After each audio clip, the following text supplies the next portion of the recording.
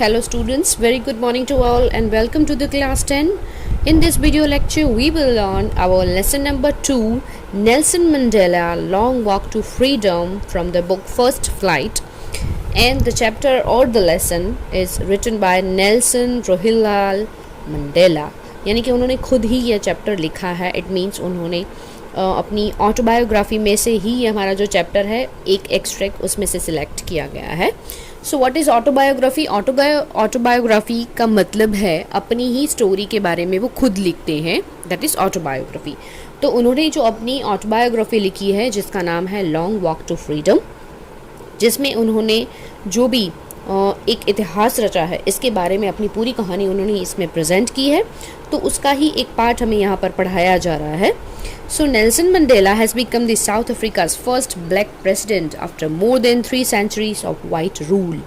White rule का मतलब है नेल्सन मंडेला साउथ अफ्रीका के सबसे पहले ऐसे प्रेसिडेंट बने जो ब्लैकिश थे, यानी कि जिसकी स्किन ब्लैक थी. बिफोर हिम या फिर बिफोर दैट जितने भी प्रेसिडेंट रह चुके हैं they all are the white skin, क्योंकि वहाँ पर जो स्किन का कलर है उसको लेकर बहुत ही डिस्क्रिमिनेशन होता था. That is called apartheid. Apartheid का मतलब है कि जितने भी लोग जिनकी स्किन का कलर ब्लैक है उनको कुछ जगहों पे जॉब नहीं मिलती थी, वो कुछ काम नहीं कर सकते थे. तो ऐसी बहुत सारी चीज़ें थी जो उनके लिए ना के बराबर थी या फिर उनको ये हक नहीं दिया जाता था करने के लिए. सो दैट इज़ दी ऐसी जो एक पॉलिटिकल सिस्टम है जो यहाँ पर भी हमारे टेक्स्ट बुक में भी लिखा है. Apartheid is a political system that separates people according to their race. उनकी रेस के अकॉर्डिंग टू उनको सेपरेट किया गया था दूसरे लोगों से. सो ये जो रेसिज्म था वहाँ पर उसको जैसे कि नेल्सन मंडेला ने ख़त्म ही कर दिया था, और वो ऐसे पहले प्रेसिडेंट थे जिसको लोगों ने खुद चुना था. तो दैट मेक्स हिस्ट्री, और ये हिस्ट्री उन्होंने अपनी थ्रू दिस चैप्टर हमें यहाँ पर उन्होंने शेयर की है उनकी बुक के through, that we will learn today. So here we start our lesson. 10th May dawned bright and clear. 10th May की बात हो रही है. 10th May यानी कि ये 10th May 1994 की बात हो रही है, राइट? तो उन्होंने कहा है कि वो दिन बहुत ही डॉन और जो दिन था वो बहुत ही ब्राइट एंड क्लियर था. For the past few days, I had been pleasantly besieged by dignitaries and world leaders who were coming to pay their respects before the inauguration. The inauguration would be the largest gathering ever of international leaders on South African soil. South African की ज़मीन पर South African की जो मिट्टी है वहाँ पर सबसे पहली बार ऐसा हो रहा था कि ऐसे बहुत सारे बड़े बड़े लोग जितने भी दूसरे देश से लोग आ रहे थे, इतनी बड़ी इंटरनेशनल सेरेमनी जो थी, इंटरनेशनल लीडर्स जो थे वो जगह जगह से यहाँ पर आ रहे थे अपने अच्छे रिलेशंस बनाने के लिए विद साउथ अफ्रीका. क्यों? बिकॉज इससे पहले साउथ अफ्रीका में जो वाइट कलर के लोग थे, मतलब जो जिनकी स्किन का कलर वाइट था, उन्हीं को सिर्फ पॉलिटिकल पोजीशंस मिलती थी, उन्हीं का वहाँ पर राज चलता था जैसे. तो हिस्ट्री में पहली बार ऐसा हो रहा है कि नेल्सन मंडेला जो थे उन्होंने बहुत ही बड़ी फाइट उन्होंने करके ये जो पोजीशन है वो हासिल की थी. तो बहुत दिनों से उनका मानना है कि वो ऐसे बड़ी बड़ी डिग्निटरीज और बड़े बड़े लीडर्स से घिरे हुए, मतलब उनका मिलना उनसे हो रहा है. सो इन दिस फर्स्ट पैराग्राफ यहाँ पर एक न्यू वर्ड है आपके लिए, दैट इज़ बीसीड बाय, जिसका मतलब है to be surrounded closely by someone, यानी कि ऐसे बहुत सारे लोगों से वो आजकल जुड़े रहते हैं. इसका मतलब है कि उन्होंने ये पोजीशन जो हासिल की है, इतनी मेहनत की है, इतनी फ़ाइट की है उन्होंने, इसकी वजह से लोग आज देश में साउथ अफ्रीका में आ रहे हैं. उनके देश में बाहर से बड़े बड़े लीडर्स हैं जो डिग्निटरीज़ हैं. क्यों आ रही है? Now they want to make their relation better, और they want to be in touch with South Africa. So उनका बोलना है यहाँ पर कि वो उनसे आजकल काफ़ी घिरे हुए रहते हैं. The ceremonies took place in the lovely sandstone amphitheater formed by the Union buildings in Pretoria. यहाँ पर प्रिटोरिया की बात की है जहाँ पर यूनियन बिल्डिंग्स जो थी वहाँ पर एक लवली सैंडस्टोन एम्पी थिएटर है. एम्पी थिएटर एक ऐसा थिएटर है विच इज़ ओपन, जो खुला रहता है और वहाँ पर बहुत सारी जगह है, बहुत ही बड़ा है वो एम्पी थिएटर. वहाँ पर ये जो सेरेमनी है उसको ऑर्गेनाइज किया गया था.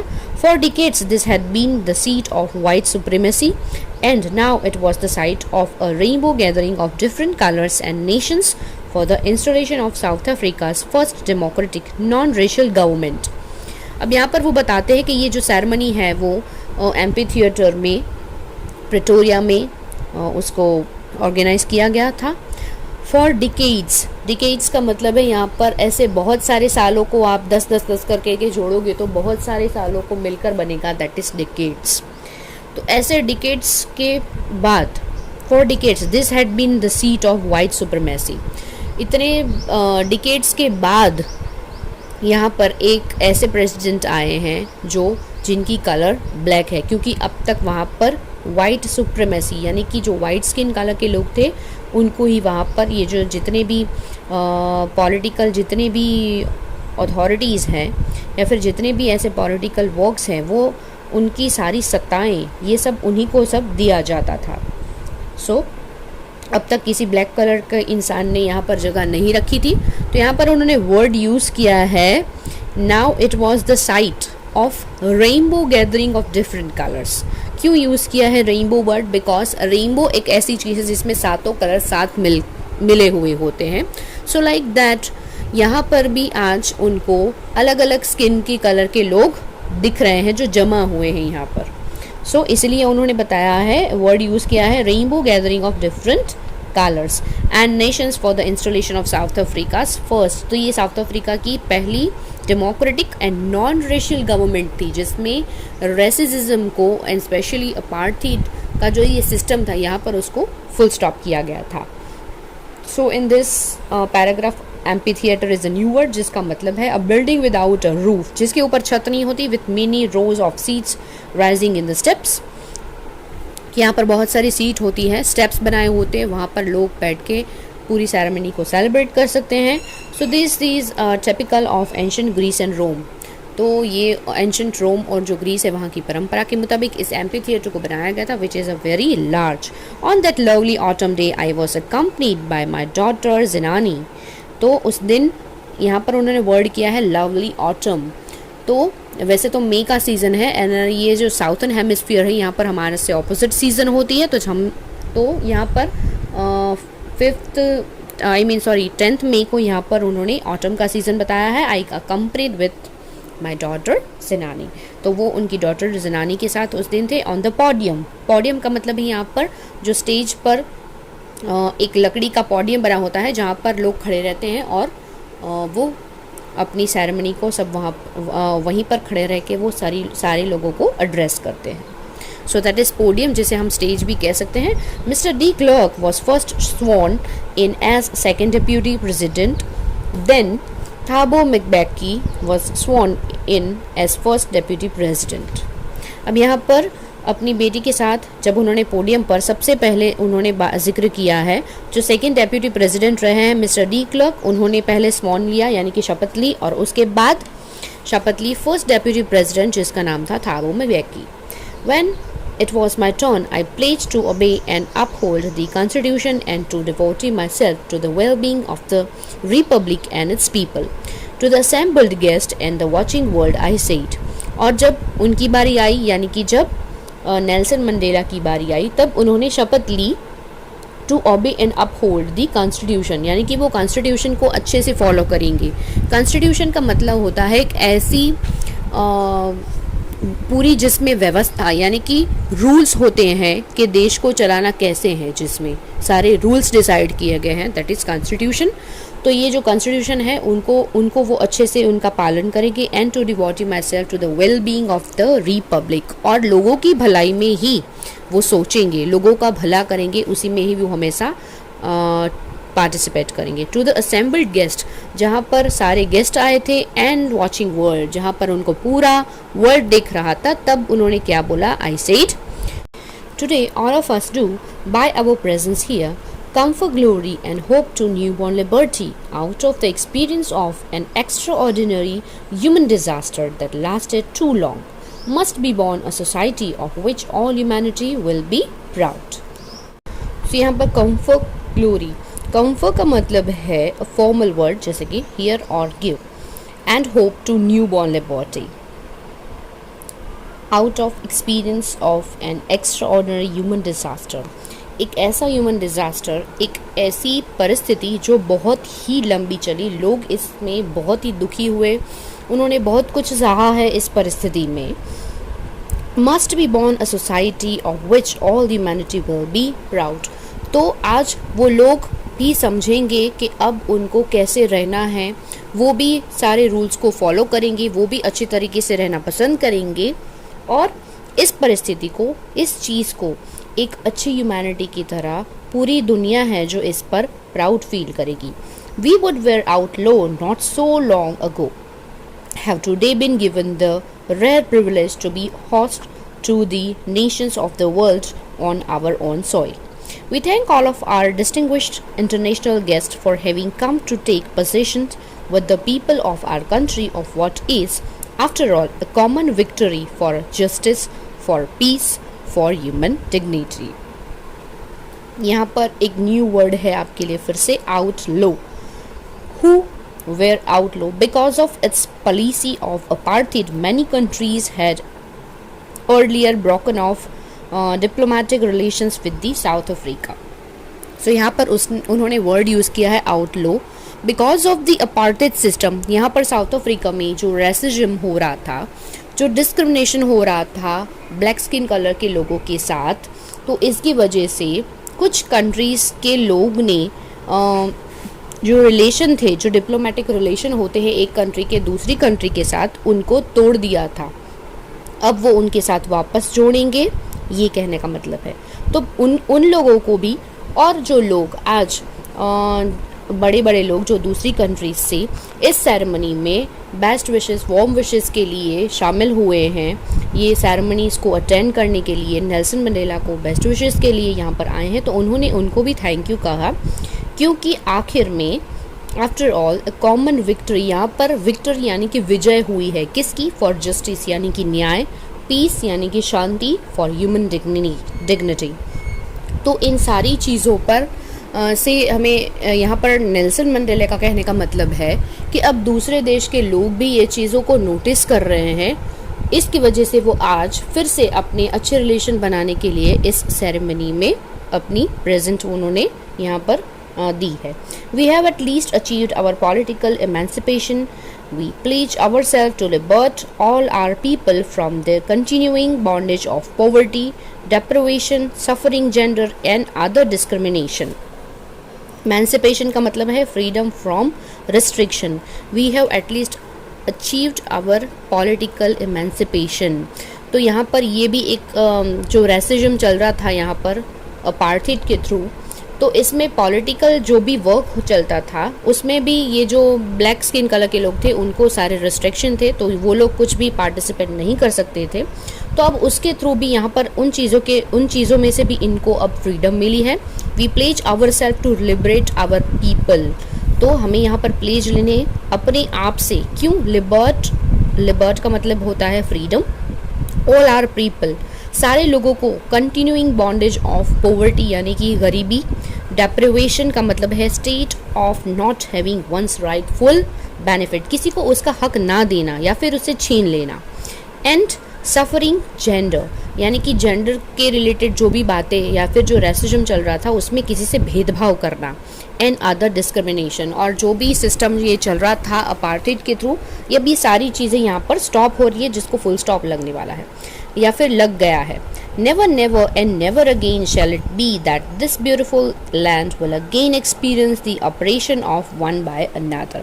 अब उनको यही बात बोलनी है, साउथ अफ्रीका के प्रति उनको बहुत लगाव है, क्योंकि उन्होंने ये सिस्टम को बंद करने के पीछे, लोगों को लिबर्टी देने के लिए उन्होंने बहुत सी मेहनत की है, बहुत से दुख झेले हैं उन्होंने खुद भी. तो उन्होंने यहाँ पर साउथ अफ्रीका की ज़मीन के लिए वर्ड यूज़ किया है beautiful land.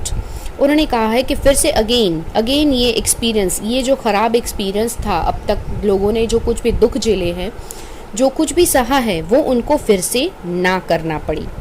One by another, यानी कि यहाँ पर अपने ही देश के लोगों की वजह, एक लोग की वजह से दूसरों को परेशानी उठानी पड़े, ऐसी सिचुएशन ना हो। The sun shall never set on so glorious a human achievement, let freedom reign, God bless Africa. तो द सन यानी कि ये जो सूरज है, जो आज लिबर्टी, जो फ्रीडम उनको मिली है, वो कभी भी यहाँ से ख़त्म ना हो, ऐसी उन्होंने बेस्ट विशेस जो है वो साउथ अफ्रीका को यहाँ पर दी है। और एट द एंड उन्होंने लिखा है God bless Africa. A few moments later, we all lifted our eyes in awe as a spectacular array of South Africa jets, helicopters and troop carriers roared in perfect formation over the Union buildings. It was not only a display of pinpoint precision and military force, but a demonstration of the military's loyalty to democracy, to a new government that had been freely and fairly elected. Only moments before, the highest generals of the South Africa Defence Force and police, their chests bedecked with ribbons and medals from day gone by, saluted me and pledged their loyalty. I was not unmindful of the fact that not so many years before they would not have saluted but arrested me. Finally, a chevron of Impala jets left a smoke trail of the black, red, green, blue and gold of the new South African flag.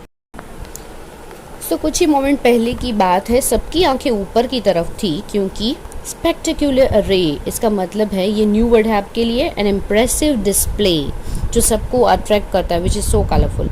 तो यहाँ पर आसमान में south African jets और helicopters जो थी वो troop में carriers roar in a perfect formation, union buildings के ऊपर से सब जा रहे थे, तो ये एक सलामी दे रहे थे जैसे, तो सब लोग उसको देखकर बहुत खुश हो रहे थे क्योंकि बहुत ही खूबसूरत सा नज़ारा था।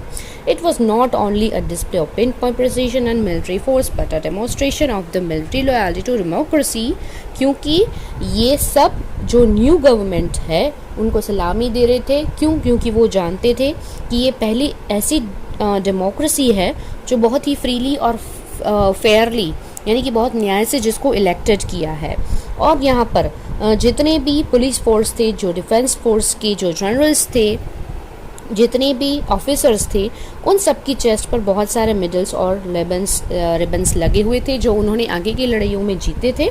वो सब उनको आज सल्यूट कर रहे हैं। अब यहाँ पर वो ये भी बताते हैं, I was not unmindful. Unmindful का मतलब है कॉन्शियस ऑफ, अवेयर ऑफ, और वो ये भी जानते हैं इस बारे में, not so many years before they would not have saluted. कुछ साल पहले अगर ये होता तो ये सारे ऑफिसर्स उनको सलामी नहीं पर उनको अरेस्ट करते। Finally a chevron of Impala jets. Chevron का मतलब है a pattern in the shape of V, यानी कि जितने भी ऊपर जेट्स जो उड़ रहे थे वो सब वी शेप, जो जिगजैग लाइंस बनती है, डिज़ाइन बनती है, उस शेप्स में वो सब उड़ रहे थे और पीछे से वो कलरफुल धुआं छोड़ रहे थे। और वो सारे कलर्स जो थे वो साउथ अफ्रीकन के जो फ्लैग में जितने भी कलर्स हैं उन सब कलर्स के धुएं को वो लोग छोड़ रहे थे। The day was symbolized for me by the playing of our two national anthems and the vision of whites singing Nkosi Sikelel' Afrika and blacks singing Die Stem, the old anthem of the Republic. Although that day neither group knew the lyrics of the anthem they once despised, they would soon know the words by heart. यहाँ पर अब generally क्या होता है, country में किसी भी देश में ऐसे कोई भी स्पेशल ओकेशन पर नेशनल एंथम जो है उसको प्ले किया जाता है साथ में मिलकर। सो सेम थिंग यहाँ पर भी हो रही है। यहाँ पर दो नेशनल एंथम की बात की है, तो यहाँ पर वाइटिश और ब्लैक स्किन, इन दोनों के नेशनल एंथम अलग अलग है, दोनों ने अपना नेशनल एंथम गाया। The old anthem of the Republic, although the day neither group knew the lyrics of anthem they once despised, they would soon know the word by heart. Despise का मतलब है यहाँ पर had a very low opinion of. तो यहाँ पर जब दोनों एक दूसरे का एंथम गा रहे थे तो कुछ लोग यहाँ पर ऐसे भी थे जो एक दूसरे के एंथम की जो लिरिक्स थे या कुछ वर्ड्स थे उसको ठीक से नहीं जान रहे थे, but soon know the word by heart. तो जल्द ही वो इन सारे शब्दों को, इन लिरिक्स को जल्द से वो भी बाय हार्ट कर लेंगे। On the way of the inauguration I was overwhelmed with a sense of history. In the first decade of the 20th century, a few years after the bitter Anglo-Boer War and before my own birth, the white-skinned people of South Africa patched up their differences and erected a system of racial domination against the dark-skinned people of their own land. The structure they created formed the basis of one of the harshest, most inhuman societies the world has ever known. Now in the last decade of the 20th century and my own 80th decade as a man, that system had been overturned forever and replaced by one that recognized the rights and freedom of all peoples regardless of the colors of their skin. अब यहाँ पर बात हो रही है 90th यानी कि 90th century की बात हो रही है कि जब एंग्लो और बोर ये दोनों के बीच में एक बड़ी सी जंग छिड़ गई थी। यह तब की बात है before the birth of Nelson Mandela.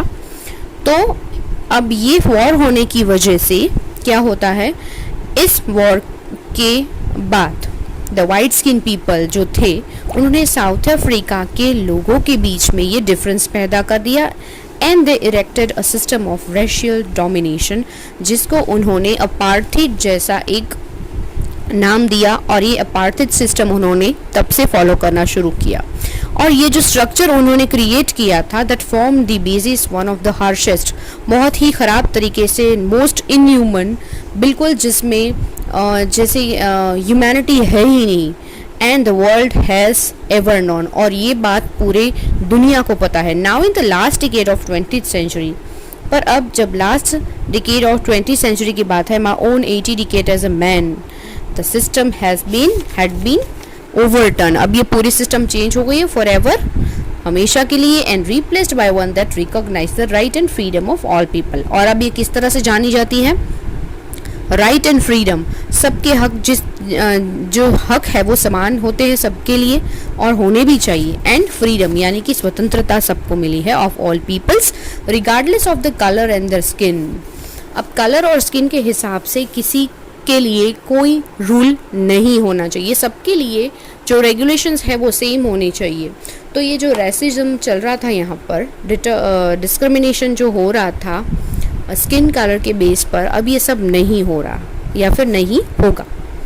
That day had come about through the unimaginable sacrifices of thousands of my people whose suffering and courage can never be counted or repaid. I felt that day as I have on so many other days, that I was simply the sum of all those African patriots who had gone before me, that long and noble line ended and now began again with me. I was pained that I was not able to thank them and that they were not able to see what their sacrifices had wrought। अब यहाँ पर वो उन लोगों को याद कर रहे हैं कि जब ये उन्होंने अपार्थाइड के अगेंस्ट में उन्होंने जब ये फाइट की, तब उनके साथ साथ कुछ ऐसे भी लोग थे जो इस फाइट के दरमियान जिनकी डेथ हो चुकी है। तो यहाँ पर वो इस बात को बता रहे हैं कि आज वो इस दुनिया में नहीं है और उनको इस बात का अफसोस है कि वो उनको थैंक्स भी नहीं बोल पा रहे हैं। So he was pained and not able to thank them, कि आज वो इतने एबल नहीं है कि वो उनको थैंक्स भी बोल सके। They were not able to see that their sacrifice has wrought. आज वो यहाँ पर हाजिर नहीं है ये देखने के लिए कि उनकी जो मेहनत, उन्होंने जो बलिदान दिया है वो कितना आज सफल हुआ है। सो यहाँ पर नेल्सन मंडेला ये बताते हैं कि जो लास्ट सेंचुरी से इतने सालों से जो उनके ऊपर अत्याचार हो रहे हैं, जो पॉलिसी अपार्थाइड की जो पॉलिसी हुई थी, जिनकी वजह से उन्होंने लोगों के दिलों पर बहुत गहरा एक घाव बनाया है, बहुत ही लोगों के दिमाग पर इसकी बहुत ही एक जैसे इम्प्रेशन ही छूट गई है। तो इस घाव जो ये बहुत सालों से ये जो गहरे घाव लगे हैं इनको भरने में या इनसे बाहर निकलने के लिए शायद सालों लग जाएंगे. But the decades of oppression and brutality had another unintended effect. अब यहाँ पर कुछ नाम उन्होंने दिए हैं, you can see in the picture, उनके फोटोज पे दिए हैं और जिनका रेफरेंस यहाँ पर उन्होंने दिया है, द नेम ही सजेस्ट. तो उन्होंने बताया है the policy of our party created a deep and a lasting wound in my country and my people. All of us will spend many years, if not generations, recovering from that profound hurt. But the decades of oppression and brutality had another unintended effect. And that was that it produced the Oliver Taboos, the Walter Sislis, the Chief Lithalis, the Yusuf Dadus, the Bram Fisher, the Robert Soboko of our time, men of such extraordinary courage, wisdom and generosity that their like may never be known again. यहाँ पर जिनका reference उन्होंने दिया है, जिनके नाम उन्होंने दिए हैं, ये सारे लोग इतने महान थे, इतनी करेज उनके पास थी, इतना ज़्यादा विजडम और जनरोसिटी कि शायद उनको लग रहा है कि अब दुनिया में ऐसे लोग उनको नहीं मिलेंगी. Perhaps it requires such depth of operation to create such a height of character.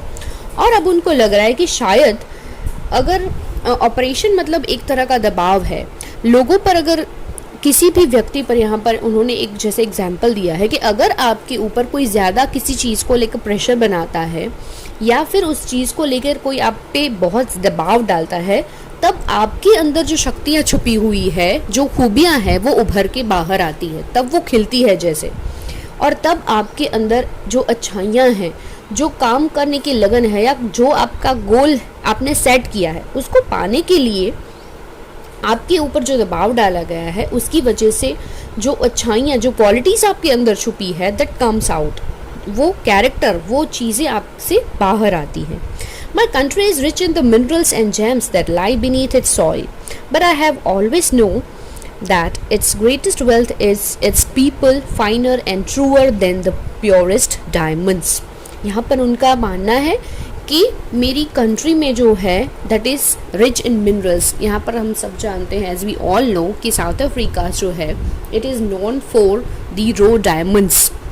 वहाँ पर बड़ी बड़ी डायमंड्स की खदानें हैं जहाँ से रो डायमंड्स निकलते हैं, फिर उसको शेप्स और सब दिया जाता है. पर उनका मानना ये है कि यहाँ की जो मेरी धरती है, उनको पता है कि रिच इन मिनरल्स, वहाँ पर बहुत सारे जीम्स यानी कि जो डायमंड्स जो है वो that lie beneath the soil, जो इस ज़मीन के नीचे, जो इस धरती के नीचे, मिट्टी के नीचे छुपे हुए हैं. पर उनका मानना ये है कि जो ट्रू डायमंड्स है, जो यहाँ की रियल, जो ग्रेटेस्ट वेल्थ है, जहाँ यहाँ की समृद्धि है, वो वहाँ के लोग हैं, ना कि डायमंड, क्योंकि वो बहुत ही प्योर है. वो सबसे ज़्यादा ट्रूअर और सबसे ज़्यादा फाइनर उनको मानते हैं वहाँ के लोगों को, जिन्होंने लड़ाई की थी स्वतंत्रता के लिए, एक अच्छी ज़िंदगी, एक अच्छी लाइफस्टाइल को पाने के लिए उन्होंने जो मेहनत की है वो इन प्योर डायमंड से भी ज़्यादा कीमती है. It is from this comrades in the struggle that I learn the meaning of the courage. उनका मानना ये है कि ये जो स्ट्रगल उन्होंने अब तक किया था, उनके साथीदार जो उनके साथ रहे थे, शायद उन्होंने वहीं से सीखा था कि करेज का मीनिंग क्या होता है. Time and again I have seen men and women risk and give their lives from an idea. I have seen men stand up to attack and torture without breaking, showing a strength and resilience that defies the imagination. Resilience का मतलब है the ability to deal with any kind of hardship and recover from its effect. यहाँ पर इसका मतलब ये है कि आपके अंदर कोई भी टॉर्चर सहन करने की जो शक्ति होती है, उसका जैसे अंत आ जाना, उस एंड तक पहुंच जाना कि अब बर्दाश्त करने की हद ख़त्म हो रही है, फिर भी उस चीज़ को आप सह रहे हो और फिर उस चीज़ में से बाहर निकलना, दैट इज़ एबिलिटी. ये आपकी एबिलिटी, आप कितना सहन कर सकते हो, और फिर जो आपने सहन किया है, जो दुख आपको पहुंचा है, उसी में से आप फिर से रीफॉर्म हो रहे हो, नई शक्ति जैसे आप में आ रही है. तो यहाँ पर वो बता रहे हैं कि उन्होंने देखे हैं इस टाइम में लोग ऐसे ऐसे रिस्क को ले लेते हैं जहाँ इतना बड़ा रिस्क, मतलब कि जहाँ तक आपकी जान भी शायद चली जाए, इतना वो सह लेते, इतने अटैक्स, इतने टॉर्चर्स वो सहन कर लेते हैं एक आइडिया को, जो गोल उन्होंने देखा है, जो उन्होंने लक्ष्य देखा है, उसको पाने के लिए, एक विचार, जो आइडिया उन्होंने अपने दिमाग में लाए हैं, उस विचार को पाने के लिए वो इतनी हद तक सब कुछ सह लेते हैं। I learn that courage was not the absence of fear but the Triumph over it. The brave man, यहाँ पर उन्होंने बताया है कि करेज वो नहीं हो, करेज का मतलब ये नहीं होता कि आप किसी से डर रहे हो, in the absence of fear but the Triumph over it, पर उस डर के ऊपर आपकी जो जीत होती है, that is courage. The brave man is not he who does not feel afraid. यहाँ पर उन्होंने ब्रेव मैन का जैसे एक डेफिनेशन दिया है कि ब्रेव मैन वो नहीं होता है जो हु नॉट फील अफ्रेड, जो अफ्रेड को फील नहीं करता, but he who conquers that fear, पर जो फियर, जो डर है, उसके ऊपर जो जीत हासिल करता है, उससे उभर कर बाहर आता है, वो that is the courage. No one is born hating another person because of the colour of his skin और हिज बैकग्राउंड और हिज रिलीजन। यहाँ पर उनका मानना ये है कि कोई भी व्यक्ति है वो जन्म से ही नफ़रत को सीख कर नहीं आता है, जैसे कि किसी की स्किन की कलर की वजह से उससे नफ़रत करना, या फिर कोई अलग बैकग्राउंड से बिलोंग करता है, या कोई अलग रिलीजन या कोई अलग धर्म या जाति से बिलोंग करता है, तो उससे नफ़रत करना हम जन्म से ही नहीं सीखते हैं। People must learn to hate and if they can learn to hate they can be taught to love, for love comes more naturally to the human heart than its opposite. अगर हमें नफ़रत हमारे जन्म के बाद हमें सिखाई जाती है, तो लव यानी कि प्यार करना, एक दूसरे के प्रति अच्छी भावनाएं रखना, ये कुदरत ने हमारे अंदर ही बनाया है। तो अगर हम जन्म के बाद नफ़रत सीख सकते हैं किसी और से, इसका मतलब हमने नफ़रत करना बाद में सीखा है, तो प्यार करना तो हमें कुदरत ने ऑलरेडी ही दे दिया है, तो हम उसे अच्छे से सीख सकते हैं। Even in the grimmest times in a prison, when my comrade and I were pushed to our limits, I would see a glimmer of humanity in one of the guards. यहाँ पर उन्होंने बताया कि जब ये उनका हार्ड टाइम चल रहा था, इवन इन द ग्रिमेस्ट, इतना hard time in a prison, जब वो जेल में थे उनके साथियों के साथ, I will push to our limits. इतनी पुश टू आवर लिमिट्स का मतलब है push to the last point in our ability to bear pain. जहाँ तक आपको इतना टॉर्चर किया जाता है कि आपको पेन यानी कि सहन करने की जैसे हद ही आ जाती है, आपकी एबिलिटी जो है किसी भी चीज़ को बर्दाश्त करने की वो लिमिट आ जाती है, तो that is push to limits.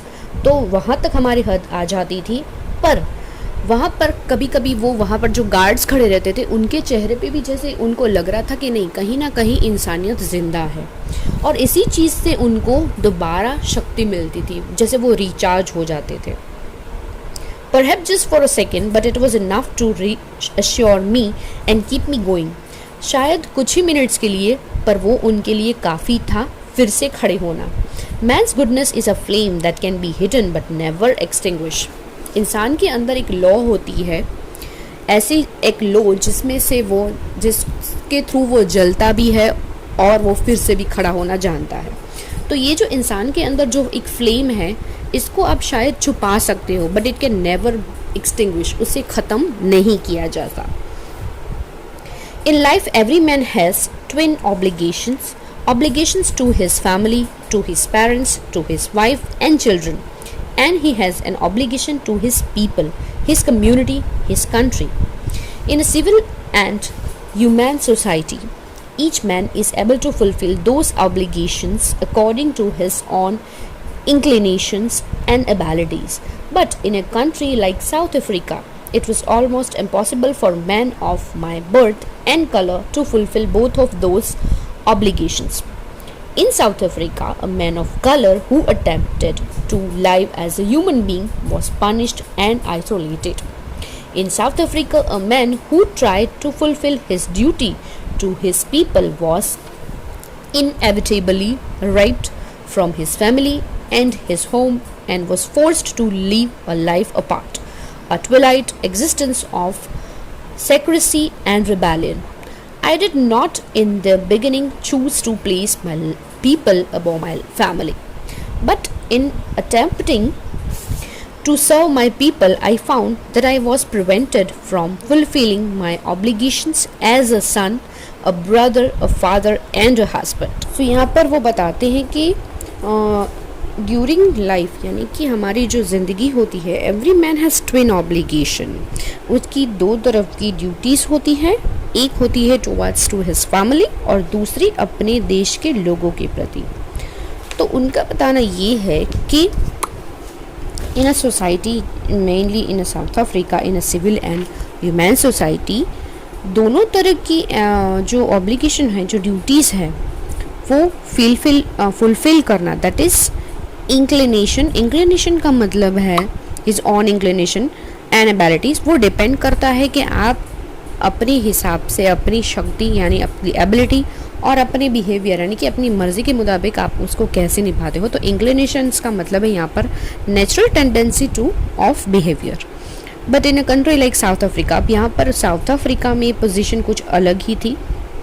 यहाँ पर लोगों के लिए ये दोनों तरह की ड्यूटीज़ में को निभाना यहाँ पर बहुत ही टफ था, स्पेशली जब उनका स्किन कलर ब्राउनिश या डार्क है। तो अपार्थिड की वजह से यहाँ पर जो रेशियल डिस्क्रिमिनेशन होता था, इसकी वजह से उनका बताना है यहाँ पर, अगर कोई इंसान ये चाहता था कि वो अपने देश के लोगों के लिए कुछ करे तो उनको कोई भी ऐसे पॉलिटिकल स्टेटस नहीं दिए जाते थे या फिर ऐसी कोई भी जॉब या फिर ऐसी पोजीशंस वो नहीं हासिल कर सकते थे जिसके वजह से वो अपने देश के लोगों के लिए कुछ काम कर सके। और अगर वो कुछ भी ऐसा अटेम्प्ट करते हैं तो उन लोगों को पनिश किया जाता था और उन्हें आइसोलेट यानी कि अकेले में लोगों से अलग रखा जाता था। In South Africa, a man who tried to fulfill his duty to his people was inevitably मतलब unavoidable। अगर वो चाहते भी तो उनको रिबेलियन कहा जाता था और उनको अपने घर से, फैमिली से, सबसे दूर रखा जाता था। और यहाँ पर उन्होंने ये भी बताया है कि I did not in the beginning choose to place my people above my family. शुरुआत में जब वो ऐसा काम करने की कोशिश करते थे तो उनको लगता था कि अगर मैं इनकी तरफ ध्यान दूंगा तो मैं अपनी फैमिली की तरफ जो उनकी ड्यूटीज़ है उनको वो फुलफ़िल नहीं कर पाते थे। I found that I was prevented from fulfilling my obligations as a son, as a brother, as a father और एज अ हस्बैंड। जो उनकी ड्यूटीज़ है वो उनको फुलफ़िल नहीं कर पाते थे। पर जैसे ही उन्होंने धीरे धीरे लोगों के प्रति काम करना शुरू किया तब ये सारी चीज़ें उनको सीखने को मिली। I was not born with a hunger to be free. I was born free, free in every way that I could know. Free to run in the fields near my mother's hut, free to swim in the clear stream that ran through my village, free to roast mealies under the stars and ride the broad backs of slow-moving bulls. As long as I obeyed my father and abided by the customs of my tribe, I was not troubled by the law of man or God. यहाँ पर उन्होंने बताया है कि जब वो पैदा हुए तब वो फ्री थे, यानी कि तब जैसे कि बच्चे फ्री होते हैं। अब यहाँ पर जो साउथ अफ्रीका में जो सिस्टम चल रही थी उनके बारे में वो नहीं जानते थे, क्योंकि छोटे बच्चों को नहीं पता होता कि रूल्स रेगुलेशंस क्या होते हैं। उनके लिए ये ज़िंदगी एकदम फ्री होती है जब तक वो छोटे हैं तब तक, यानी कि जैसे ही वो पैदा हुए हैं उनके लिए कोई बॉन्डेजेस या लिमिटेशंस नहीं है, उनके लिए अपनी लाइफ फ्री ही है। धीरे धीरे जैसे वो बड़े होते जाते हैं तब उनको पता चलता है कि फ्रीडम एक्चुअल में क्या है, लिबर्टी क्या होती है, ये सारी चीज़ें क्या है। तो यहाँ पर उन्होंने भी यही चीज़ बताई है कि जब वो छोटे थे तब वो एकदम से फ्री थे। फ्री कौन से सेंस में वो फ्री थे वो खुद जानते हैं। तो free to run in the fields near my mother's hut, यानी कि उनकी जो हट थी उनके नज़दीक में जो खेत थे वहाँ पर घूमना या रन करना उनके लिए फ्री था। स्विमिंग पूल में स्विम करना, झरनों में नहाना जो उनके गांव के नज़दीक था। फिर मिलीस को रोस्ट, यानी कि जो भी ग्रेन्स मिलते थे वो खुले आसमान के नीचे बैठ के उसे रोस्ट करके खाना उनको अलाउड था, उसके लिए उनको छूट थी एज लॉन्ग एज। और फिर उन्होंने ये भी बताया है कि जो बुल्स हुआ करते थे उन पर सवारी किया करते थे, जो बैल थे उन पर वे सवारी करें। As long as I obeyed my fathers, और जब तक जो बच्चा है वो अपने फादर्स के रूल्स रेगुलेशंस जो उनको बताया जाता है वही क्या करते थे, तब तक वो सेफ थे, तब तक उनकी लाइफ में कोई ट्रबल नहीं थी, क्योंकि तब तक उनके लिए जो भी उनके फादर जो बताते थे वो उनके लिए लॉ ऑफ मैन और गॉड, तो तब तक वो उनके लिए अच्छा होता था, तब उनकी लाइफ में कोई ट्रबल्स नहीं. It was only when I began to learn that my boyhood freedom was an illusion, when I discovered as a young man that my freedom had already been taken from me, that I began to hunger for it. पर वो बात कर रहे हैं जब उनकी young age हो गई, तो अपनी बॉयहुड के बारे में बता रहे हैं कि उनको लग रहा था कि जैसे उनका जो बॉयहुड है, यानी कि जब वो यंग एज में आ गए थे, तब उनको जिस फ्रीडम की ज़रूरत थी वो उनको इल्यूजन लग रही थी. Illusion means something that appears to be real but it's not, जैसे कि धुंधला, एक्चुअल में जो है वो चीज़ नहीं दिख रही, मतलब जो चीज़ आपको दिख रही है वो वैसी नहीं होती है, बट इट्स नॉट. आपको लग रहा है कि फ्रीडम है बट एक्चुअल में फ्रीडम आपके पास नहीं है. सो ऐसा एक इल्यूजन उनको लग रहा था, जैसे कि वो किसी भ्रम में है. बट व्हेन जब वो यंग हो गए तब उनको पता चला कि फ्रीडम जिसको वो हमेशा से देख रहे थे, that already been taken from him, उनसे वो पहले ही चली जा चुकी है. That I begin to hunger for it, और फिर वहाँ से उनकी फ्रीडम पाने की जो इच्छा है, जो भूख है, वहाँ से वो शुरू होती है. At first as a student I wanted freedom only for myself, the transitory freedom of being able to stay out at night, read what I pleased and go where I chose. अब transitory means not permanent, जो थोड़ी ही देर के लिए बस बचा है. तो यहाँ पर वो इस तरह की फ्रीडम चाहते थे एज अ स्टूडेंट. जब वो यंग हुए तब वो सिर्फ खुद के लिए ही फ्रीडम चाहते थे, एक ऐसी तरह की फ्रीडम विच इज़ ट्रांजिटरी, जो परमानेंट नहीं है, सिर्फ उस टाइम के लिए, जैसे कि वो जो चाहते हैं करना वो वही करें, इस तरह की फ्रीडम वो चाहते थे. Later, as a young man in a Johannesburg, I yearned for the basic and honorable freedom of achieving my potential, of earning my keep, of marrying and having a family, the freedom not to be obstructed in a lawful life. अब ऐसी freedom वो चाहते थे जहाँ पर वो जो चाहे वो कर सके, जैसे कि फिर जैसे ही वो जॉन्सबर्ग में आए, आई yearned for the basic and honorable freedom, और वो चाहते थे कि जो फ्रीडम यहाँ पर उन्होंने अपनी विशेष बताई है, of marrying, having family, earning for himself, कि जो पैसे वो चाहते हैं वो अपने, मतलब जो कमाते हैं वो अपने लिए रख सके, अपनी फैमिली बना सके, जिस लड़की से वो चाहते हैं उससे शादी करें. The freedom not to be obstructed in a lawful life. But then I slowly saw that not only was I not free, but my brothers and sister were not free. I saw that it was not just my freedom that was curtailed. और फिर जैसे उन्होंने धीरे धीरे ये चीज़ भी notice की कि सिर्फ वो अकेले ही ऐसे नहीं थे जिनके पास ये फ्रीडम नहीं थी, पर उसके भाई बहन भी ऐसे ही थे जिनके ऊपर कुछ रूल्स थे, कुछ रेगुलेशंस थे, कुछ लिमिटेशंस थी जो उनको भी फॉलो करनी पड़ती थी. तो उनके पास भी फ्रीडम नहीं थी. तब धीरे धीरे उन्होंने नोटिस किया और फिर आगे जाके उन्होंने ये भी देखा कि जो फ्रीडम उनके पास नहीं है, उनकी जो लोग हैं आसपास, उनके पास भी ऐसी फ्रीडम नहीं है.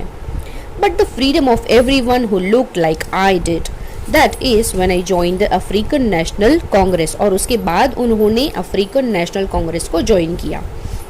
And that is when the hunger for my own freedom became the greater hunger for the freedom of my people. और वहाँ से उनकी ये जर्नी शुरुआत होती है कि वो जो हंगर है, जो भूख थी फ्रीडम को पाने की, वो सिर्फ उन्होंने अपने लिए जो वो देखते थे, जो चाहते थे, सिर्फ अपने ही प्रति, अपनी ही लिए वो जो फ्रीडम की चाह रखते थे, अब वो फ्रीडम की चाह वो सिर्फ अपने लिए नहीं, बट वो भूख है वो उससे भी बढ़ चुकी थी. ये फ्रीडम की जो लड़ाई थी, जो फाइट वो करने वाले थे, वो उनके अपने लोगों के लिए उन्होंने यहाँ पर शुरू की. It was this desire for the freedom of my people to live their lives with dignity and self-respect that animated my life, that transformed a frightened young man into a bold one, that drove a law-abiding attorney to become a criminal, that turned a family-loving husband into a man without a home, that forced a life-loving man to live like a monk. अब यही चाह ने, यही self-respect ने, ये जो ज़िंदगी थी, उन्होंने यही सोच लिया था कि अब ये फ्रीडम की जो चाह जो उन्होंने ठान ली थी, बस उसे पाना ही था. और शायद यही एक रीज़न था उनके पास जिस वजह से उनको ये सारे लेबल्स मिले थे जो यहाँ पर उन्होंने मेंशन किए हैं। यही एक चीज़ थी जिन्होंने उनको ट्रांसफॉर्म कर दिया फ्राइटनेड यंग मैन में से बोल्ड, जो कभी नेल्सन मंडेला जो फ्राइटनेड यानी कि जो डर डर के एज अ यंग मैन जब जो फ्रीडम की चाह रखते थे फिर भी उन्हें वो फ्रीडम नहीं मिलती थी, उससे वो बोल्ड बन गए। That drove a law abiding attorney to become a criminal, जो एक लॉ अबाइडिंग पर्सन होते हुए भी जिसको क्रिमिनल बना दिया गया। That turned a family loving husband into a man without home, एक ऐसा इंसान जो अपनी फैमिली से बहुत प्यार करता था उसको ये बताया गया कि उसके पास घर नहीं है। That forced a life loving, एक ऐसा इंसान जो अपनी ज़िंदगी से बहुत प्यार करता था उसको एज अ मॉन्क की तरह जीना पड़ रहा है। तो ये सारे लेबल्स उनको मिले, इसका रीज़न भी यही था। तो यहाँ पर उनका ये बताना है that I am not more virtuous or self sacrificing than the next man, but I found that I could not even enjoy the poor and limited freedom I was allowed when I knew my people were not free. अब यहाँ पर वो ये बताते कि उनके पास कोई ऐसी स्पेशल क्वालिटी या कुछ ऐसा ख़ास नहीं है, पर जब उन्हें पता लगता है कि उनकी कम्युनिटी के लोग जो हैं उनके पास फ्रीडम नहीं है या फिर वो लोग उसे एंजॉय नहीं कर पा रहे हैं, तब वो खुद भी उसे एंजॉय नहीं कर पा रहे हैं भले फ्रीडम उनके पास है या नहीं। Freedom is invisible, the chains on any one of my people were the chains on all of them, the chains on all of my people were the chains on me. अब ये जो restrictions, जो limitations जो लोगों पर बनाई गई है, जब वो उनके ऊपर है तो वो मेरे ऊपर भी है, क्योंकि वो लोग उस फ्रीडम जो उसके जो हकदार हैं, वो जो राइट्स उन्हें मिलना चाहिए वो उनको नहीं मिल रहा, वो भी मेरी कम्युनिटी के लोग हैं, तो वो मैं भी उस फ्रीडम को मैं भी एंजॉय नहीं कर पाऊंगा। I knew that the oppressor must be liberate just as surely as the oppressed. A man who takes away another man's freedom is a prisoner of hatred। यहाँ पर oppressor और oppressed दो वर्ड यूज़ किए हैं। oppressor का मतलब है जो किसी के ऊपर restrictions बनाता है, यानी कि यहाँ पर जो white people थे जो जिन्होंने ये स्किन कलर की वजह से जो डिस्क्रिमिनेशन शुरू किया था वो। एंड oppressed मीन्स जो black skin people थे जो इसके शिकार बने हुए थे। तो यहाँ पर उनका मानना है कि ऑपरेसर और ऑपरेस्ड दोनों ही बराबर के ही जैसे, बराबर ही एक ही जगह पर जैसे वो लोग चल रहे हैं। एक ऐसा इंसान है जो किसी की फ्रीडम छीन रहा है और दूसरे ऐसे मतलब लोग हैं जिनकी फ्रीडम छीनी जा रही है। तो एक यहाँ पर उन्होंने लाइन ये भी लिखी है, a man who takes away another man's freedom, एक ऐसा इंसान जो दूसरे किसी भी इंसान की फ्रीडम को छीन रहा है, वो खुद अपने आप में एक प्रिजनर है। किसका प्रिजनर? प्रिजनर ऑफ हेट्रेड, नफरत से वो भरा हुआ है। He is locked behind the bar of prejudice and narrow mindedness. वो लॉक है, किसके पीछे लॉक है? उसकी सोच जो है वो एक ऐसी चीज़ के पीछे लॉक है जिसमें prejudice means a strong dislike without any good reason, जिसके पास किसी को नफरत करने का कोई रीज़न नहीं है। एंड नैरो माइंडनेसनेस, और ऐसी सोच, ऐसी नीची सोच जिसका कोई परफेक्ट रीज़न नहीं है। I am not truly free if I am taking away someone else freedom just as surely as I am not free when my freedom is taken from me. मैं श्योर नहीं हूँ कि अगर मैं किसी की फ्रीडम छीन लेता हूँ तो मैं खुद भी फ्रीडम नहीं पा सकता या खुद भी मैं फ्री नहीं हूँ। So the same way, the oppressed and the oppressor alike are robbed of their humanity। तो यहाँ पर वो दोनों ही एक ह्यूमैनिटी में नहीं है या फिर उसके शिकार हैं।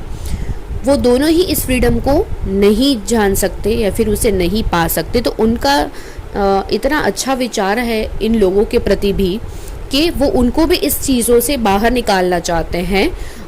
ऑपरेसर का तो पता ही है कि जो ऑपरेस्ड पर्सन है वो तो इसके शिकार है, तो उनको तो बाहर निकालना ही है, उनको तो फ्रीडम देनी ही है। पर जो ऑपरेसर है उनको भी इस मेंटालिटी से, इस प्रेजुडाइज से, ये जो नैरो माइंडनेस है उनके अंदर, उससे भी उनको बाहर निकालना है। सो इतनी अच्छी उनकी थिंकिंग है, भले ही वो इतने साल 27 ईयर वो भी इस रेशिज्म के या फिर ये जो डिस्क्रिमिनेशन है स्किन कलर की वजह से जो उनके साथ हो रहा था, 27 ईयर वो इस सेक्रीफाइस को दिए उन्होंने, वो खुद जेल में रहे, फिर भी उन्होंने इन लोगों के प्रति भी ऐसी थिंकिंग रखी है. That is a very beautiful thinking. So here we are end our lesson number 2. I hope you like and enjoy the story. I hope you get some moral from the story. Thank you.